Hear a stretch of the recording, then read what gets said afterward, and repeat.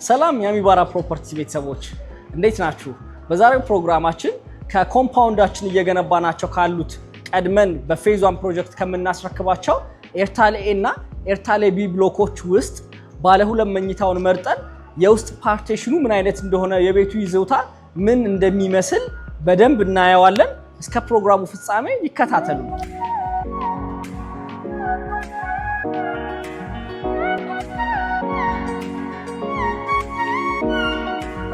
በኮምፓውንድ መንደራችን ውስጥ ከምንገነባቸው ሁለት ብሎኮቻችን ውስጥ የሚገኙት በኤርታሌ ኤ እና በኤርታሌ ቢ ብሎካችን ላይ ባለ ሁለት መኝታዎቻችን 135 እና 142 ካሬዎች ናቸው የሚሆኑት። ሁለቱም ካሬዎች ኦልሞስት ተቀራራቢ አይነት ካሬዎች ሲሆኑና ነገር ግን ባልከኒያችን ላይ ሰፋና ጠበብ ማለት ነው። ባልከኒ ሰፋ ያለ ለሚፈልግ ደንበኛ 142ቱን ካሬ ይመርጣል።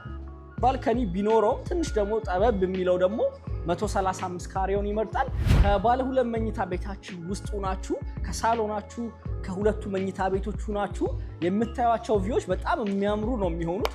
እንደምታዩት በፊት ለፊት በኩል ፍሬንድሺፕ ፓርክ አለ፣ ሸራተን ሆቴል አለ፣ ሳይንስ ሙዚየሙ ይኖራል። በዚህ በኩል ደግሞ የሲቢኢ ሄድኳርተር ይኖራል። አሁን ደግሞ በቅርብ በጣም ሰርፕራይዚንግ የሆነው ነገር ፊት ለፊታችን ያለው ቦታ የወንዝ ዳርቻ እየተሰራበት ነው። ከሲቢኢ ሄድኳርተር ፊት ለፊት ያለው ማለት ነው። ይሄ ማለት ከቤታችሁ ምንም አይነት የሚገድባችሁ ነገር የለም። ሙሉ የሆነ እይታ ይኖራችኋል ማለት ነው። የከተማውን እይታና የፓርኩን እይታ አንድ ላይ ያቀናጀ ነው የባለ ሁለት መኝታው ቤቶች ቪዎቻችን።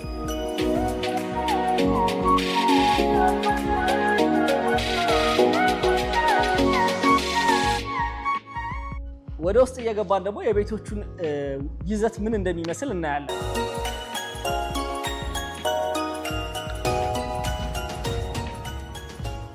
ያው እንደገባችሁ ሜን ዶሩ በጣም ሰፋ ያለ ዋና መግቢያ ይኖራል።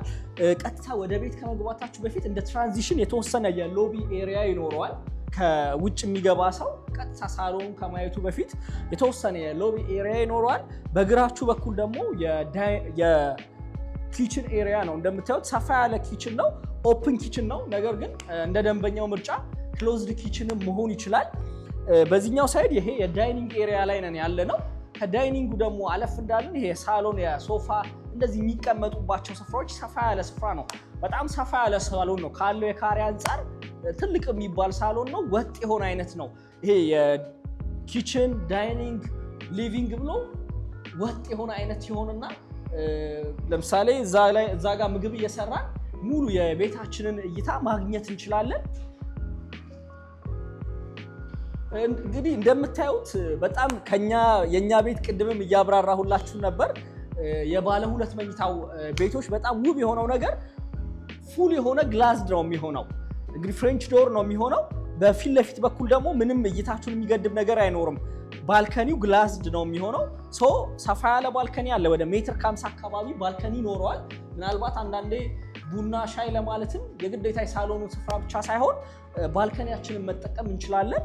ከቤታችሁ ናችሁ አንድ ሰው ከሳሎኑ ሆኖ ተቀምጦ የፓርክ እይታን የከተማውን የፋይናንሻል ሴንተር እይታን ክሊርሊ በደንብ ማየት ይችላል። አዲስም እየተሰራ ያለው ይሄ የወንዝ ዳርቻው አለ። እሱንም ጭምር አንድ ሰው ከሳሎኑ ሆኖ ማየት የሚያስችል አይነት እይታ ይኖረዋል። ምግብ እየሰራ አንድ ሰው ኦፕን ኪችን ላይ ምግብ እያበሰለ ቀጥታ የቪውን እነዚህ ውብ የሆነውን ቪው ማየት ይችላል ማለት ነው። እንደምታዩት ሌላው የሳሎናችን አንዱ ጥሩ ደስ የሚለው ነገር ሃይ የሆነ ሲሊንግ አለን። ወደ 3 ሜትር ከ40 ነው ስናስረክብ። ኔት ከ3 ሜትር እስከ 3 ሜትር ከ20 የሆነ የቤት ከፍታ እናያለን። ምንም አይነት ደግሞ ቤት ውስጥ ተሻጋሪ ቢም የለም። ክሊር የሆነ ሲሊንግ ነው የሚኖረው። በጣም ውብ ነው የሚሆነው። የቤቱንም ስፋት ከቤቱ ቁመት ጋር አብሮ ሰፊ የሆነ ቤት የመምሰል ነገር ይኖረዋል።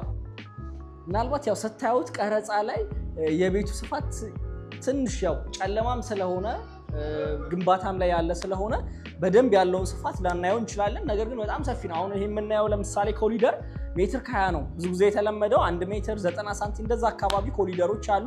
የኛ ስታንዳርድ ነው ኔት የሆነ ሜትር ከ20 ኮሊደር ነው የሚሆነው። ስለዚህ ያው ከሳሎን ወደ መኝታ ቤት ስንሄድ የመጨናነቅ አይነት ነገር ጥርብ ያለ ማለት ስሜት በፍጹም አይኖረውም። በዚህኛው ሳይድ እንደ ላውንደሪ ስቶር ክፍል የምንጠቀምበት አንድ አነስ ያለሽ ክፍል አለ። እንደኛ ምርጫ ከፈለገ የሰራተኛ መኝታ ቤት ማድረግ እንችላለን። እንደኛ ምርጫ አንድ ክፍል እናገኛለን። በግራችን ሳይድ ደግሞ ሌላው ያው ለሳሎኑም ላሉ ለአንድ ቺልድረን ቤድሩምም የሚሆን ኮመን ባዝ ይኖረናል። ሰፋ ያለ ኮመን ባዝ ነው። በግራችን ሁለቱን እናገኛለን ማለት ነው። በቀኛችን በኩል ደግሞ የቺልድረን ቤድሩሙ ነው። ቺልድረን ቤድሩሙ ሰፋ ያለ ነው።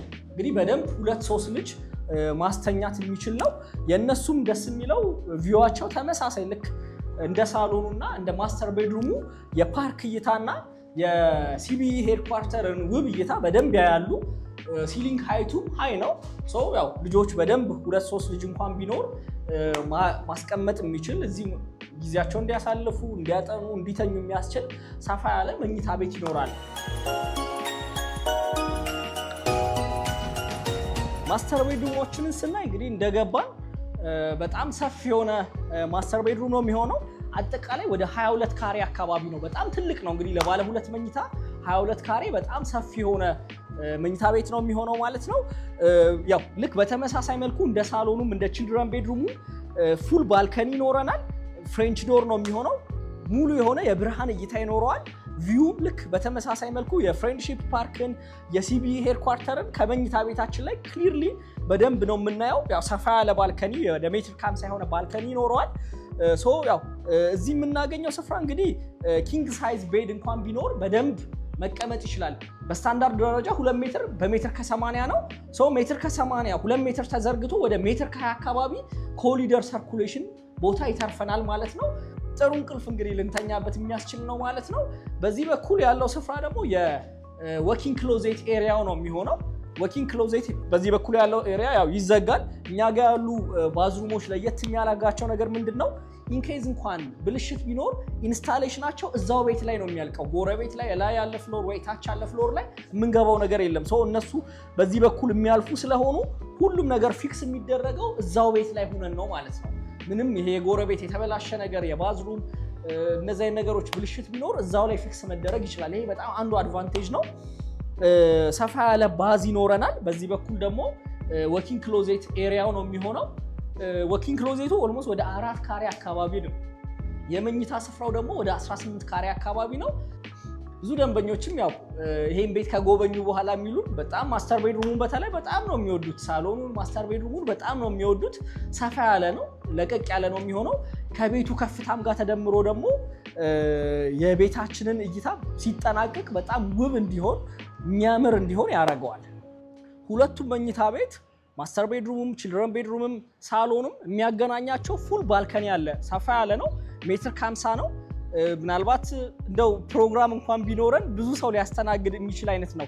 ውጭ ላይ ካምፋየር አድርገን የሆነ ኢንጆይ ማድረግ የምንፈልገው ታይም ቢኖር ኳሊቲ ታይም እንድናሳልፍ የሚያስችለን ነው። ለምን ውብ የሆነ ሙሉ ከተማውን ነው እዚህ ባልከኒ ላይ ቁጭ ብለን የምናየው። የሲቢኢ ሄድኳርተር፣ ፍሬንድሺፕ ፓርክ፣ ሸራተን ሆቴል፣ ሳይንስ ሙዚየም ሙሉን እይታ እዚህ ባልከኒያችን ላይ ቁጭ ብለን በምናሳልፍበት ታይም ላይ ማየት እንችላለን።